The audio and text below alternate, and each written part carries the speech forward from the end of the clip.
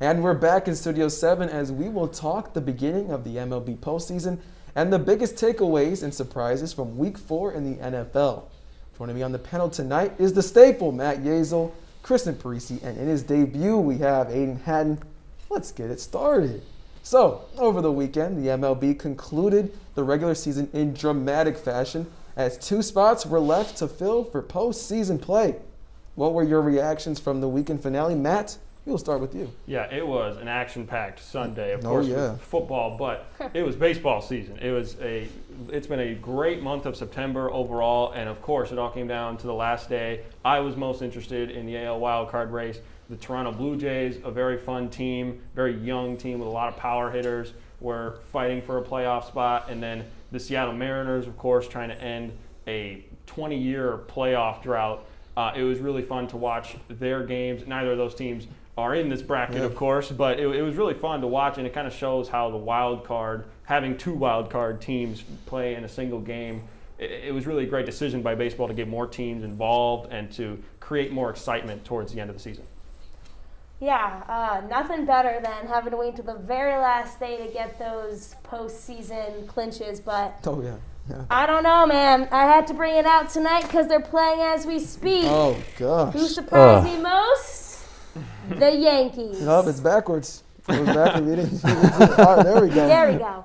Yeah, I can't tell you what I was most excited about by that team, but they just showed out. I mean, Stanton had a 4-game streak where he hit a home run in every single game. They blew out Boston in their 3-game series. They took 2 of 3 from the Toronto, but then they lost 2 of 3 to Tampa Bay. So obviously that shows you how legit Tampa Bay is, but also Seattle. That was so fun to watch. Even though they're in the AL and they were competing for one of the spots that the Yankees took, it was just so fun to see them get so close. I mean, they have, a 20-year playoff drought that they almost struck in. So it was fun to watch. I mean, the only part of baseball you were watching was the AL wildcard race because that was the only one that mattered. And I thought it was a good time. And my biggest takeaway is that the Yankees are coming in ready. Aaron Judge, he meant business having that walk-off single. So, I don't know. Tonight, right now, it's going to be fun. I'm all in. You got number 2 on the jersey. They might be number 2 tonight. I don't know. Aidan, what you think? They got the GOAT in the house, so can't go wrong with the GOAT. About that? Well, Andrew, my fandom certainly hopes so that the Yankees finish number 2 in the wild card race.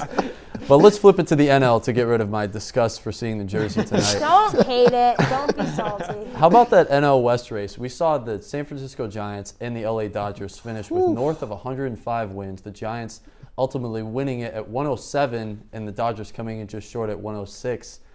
We may have seen the greatest wild card team to come since that second wild card expanded in 2012. That LA Dodger team, you better watch out for. And who would have thought the San Francisco Giants, of all teams, would have coming into this season with 107 last? Or down there? They were supposed to be nowhere near the type Dodgers and Padres Nowhere in near. that division coming into the year for sure. And they came out of nowhere. Also a surprise, the Orioles. Can we talk about the Orioles? They were the reason we had so much drama in the AL wild card. Who would have thought they would have beat out Boston that bad? I think what was crazy, we saw that bracket up there. Last year was completely different. It seemed like every team made the playoffs, and now we have this. So anyway, looking ahead to the postseason, there are some new faces, but also some regulars looking to win the chip. What are some of the best matchups, and who do you think is going to win it all? I'll start with you, Kristin. Well, as much as I love the Yankees, I think they're winning tonight, and then they're going to go to Tampa Bay. Tampa Bay, they showed in that 3-game series that they can mean business. Jordan Montgomery was nowhere to be found on Saturday when we played them. And then they showed up on Sunday. But I don't know, the Rays are just so hot right now. They have an awesome bullpen. If they keep that bullpen going, I don't think that anyone in the AL or in the NL has a chance. I mean, I have the Dodgers going also because their bullpen is awesome. I mean, although Clayton Kershaw is out for the playoffs, Matt. He is out for the entire playoffs. That's gonna be a tough road for them. But I think it's gonna be Dodgers, Rays taking it all. All right. Rematch from last year. A rematch. Yeah, rematch. All right, but Matt. this time the Dodgers won't repeat. All right, so I'll focus on the hometown team here, the Milwaukee Brewers. I'm very excited about that potential AL East matchup the next round. and the Dodgers' first series against potentially the Giants as well. But I'll focus on the hometown Brewers and tell you why they're going to win the World Series. And it's because of their starting rotation. You talked about bullpen, Kristin. Bullpen is very important in the playoffs, but I would argue starting rotation is even more important. Because, look, if you got the 2018 Brewers that went to the NLCS, they had a great bullpen, but, they didn't have a good rotation. Our number 5 starter this year would probably have been our ace in 2018. That was a bad rotation, and it put them in bad spots. They went down in games. The bullpen doesn't mean a whole lot if you're down in games. Corbin Burns, Brandon Woodruff, Freddie Peralta, Adrian Hauser, these guys have been fantastic all year. They've had their innings limited. They've been preparing for this all year. And Corbin Burns, Cy Young candidate going in Game 1. I have so much faith in this pitching staff as a whole. And when you get a lead, you got Josh Hader at the end of the bullpen having his best season of his career. And you got enough offense to get it done with guys like Willy Adames. Eduardo Escobar has come in and had a great year. We're hoping for Christian Yelich to find it again and have a bit of a run in these playoffs. He hasn't been Christian Yelich that we saw back in 2018. We're hoping he finds it, and if he does, then look out, because this team is very good top to bottom. Losing Devin Williams hurt in the bullpen, to your point about bullpen. That stupid. I completely agree. I could talk forever about how angry I am with Devin Williams. But they have great bullpen pitchers outside of Hader as well, and I have a lot of confidence in this pitching staff. Whew, man, I have a lot to say about that one. We'll see about the Brewers, though. He better love Wisconsin because I could give more if you want. The Packers are not taking it home this year, so this is their last chance at a championship. That's the next segment. Aidan, we want to get you. We'll get to the NFL in a minute, but I'd wholeheartedly agree with Matt about the philosophy of pitching once you get to October. The starting rotation is so important, and that's why I love this LA Dodger team. Max Scherzer and Walker Buehler are arguably one of the greatest starters that we've seen in baseball this year. Maybe 1 and 2 if you're rooting for the blue and white.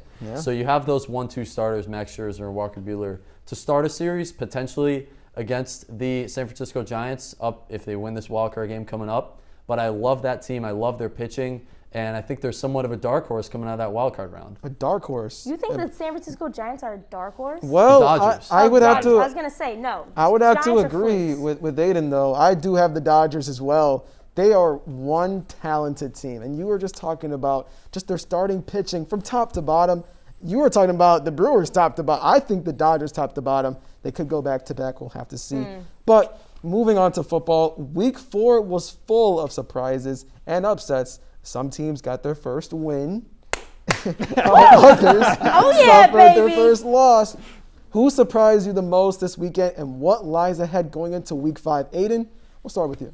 Well, I'll give you a pleasant surprise, and I'll give you a disappointment from Week 4. The biggest pleasant surprise I love this weekend was out at SoFi Stadium with the Arizona Cardinals. They absolutely dismantled the LA Rams on Saturday. Kyler Murray, if he's not leading the MVP conversation, he should undoubtedly be in it.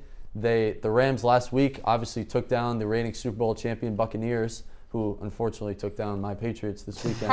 But back to those Cardinals, Kyler Murray, he's making plays that we've never seen before at his height and at his weight. He absolutely ran past Aaron Donald as well. So I love the Cardinals. Disappointment, I love the Tennessee Titans. What did they do this weekend, Kristin? No, they didn't do protect Ryan Tannehill because the Jets, the New York, my favorite team, sacked Ryan Tannehill 7 times. 7. Oh, my God. 1, 2, 3, 4, 5, 6, 7, and 14 QB hits. You forgot how to count now. 1, 2, 3, 4, 5. No, I didn't. Yeah? 1, 2, 3, 4, 5. You're counting out loud. That's what I'm saying. So, Quincy and Quinnen Williams, first brother duo to have a sack at the same team in the same game. Very nice. But also, Zach Wilson. That offensive line usually gives up 3, 4, 5, 6 sacks a game. They didn't this time. Zach Wilson had time to throw. And with that time to throw, he found Corey Davis for a 57-yard bomb. He found Keelan Cole. He found Corey Davis again. Corey Davis is having problems with his butterfingers, but he got that fixed. He got He got his redemption. The Tennessee Titans didn't want to re-sign him. But also, as we said, pleasant surprise, the Cardinals. I mean, the Rams are a Super Bowl contender. So that was a surprise. Disappointment. I'd have to go with the Detroit Lions. I really thought they were going to. it's I thought they Detroit. were going to hold their own against the Bears. You've seen how Matt Nagy's Listen, been called. we're talking about the Jets and Lions. We need The Matt to D talk in here. Detroit stands for disappointment. Okay. They are disappointed, but they came off such a great win. I mean, almost win against the Ravens. Justin Tucker had to save them. But this is going to be an exciting week 5. But we're going to have to wait for that. But nevertheless, thank you guys so much for this great discussion. Aidan, welcome to the show. We're about out of time right now, but be sure to tune in next week for all our coverage of Marquette sports and more. For Johnny Brooker, I'm Andrew Amouzou. Good night, Marquette.